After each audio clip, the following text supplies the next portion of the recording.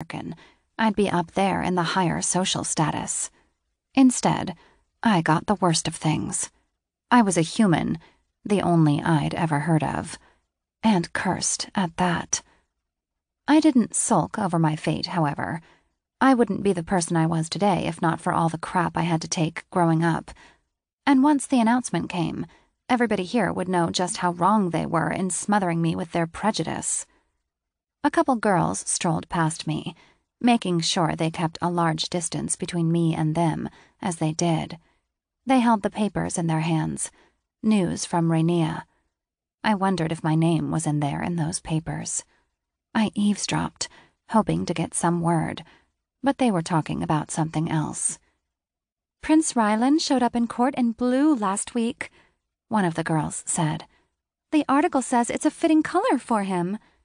"It's the color of the royal family," the other replied. "Is there a sketch?" "I don't think it does him justice." "Let me see." "And there's some of his brothers, too. I think Gaius is my favorite." "Really? He always looks mean in the sketches."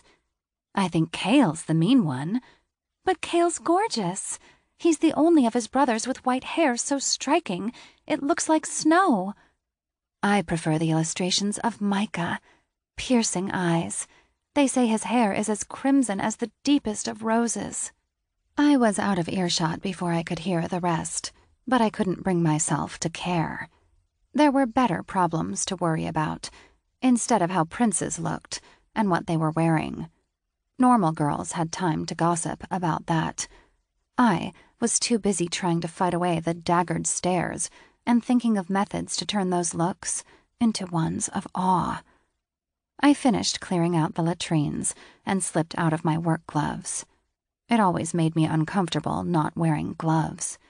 I quickly washed up and put on my other pair as soon as I could. If I touched anyone else barehanded? Visions from my childhood snapped past my mind's eye. They gave me nightmares. I strode back home. I lived in a secluded building off the wayside, far from the middle of the town, together with my parents and sister. It made the walk to work even more inconvenient. The building was little more than a shack. Our door looked like it would break off if we pushed or pulled too hard, and the floorboards protested every time we walked on them.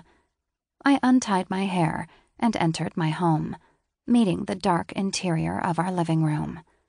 Food had been served and eaten. Empty plates lay on the table.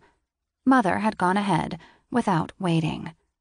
"Sorry, darling," Mother said, "but your sister was hungry."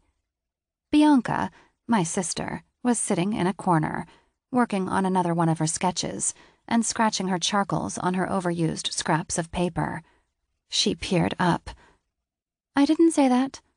She was pretty and had dark eyes and long, straight hair, completely unlike my wavy blonde locks and green eyes. My family all had dark hair. The different color of mine spelled out my abnormalities to them even more. Mother hunched over a pail of water, washing the dishes. "Your stomach was growling, Bianca." Bianca looked back down at her art. "We should have waited." I attempted to appreciate the half-hearted concern Bianca gave me. "No point for us to starve on Sarah's account," Mother said. "She's already done enough." I left the food on the table. I sighed and walked toward the pathetic portion my mother had left behind. "Where's Father?" I asked, toying with my food. Potatoes and shrooms again. It was always the same dish. We didn't have enough coppers for more. My taste buds had gone numb from the bland foods we had to shove down our throats. Mother put the last of the dishes away. "He's excited about the results of the council test Bianca sat for last month. Have you forgotten about it? He's on his way to the announcement podium." "I wouldn't forget about it." It was my ticket out of this wretched life. Mother seemed to have completely forgotten I'd sat for that test as well. Stacks of books stood in the shelves next to Bianca. Encyclopedias, instruction manuals, textbooks, and dictionaries.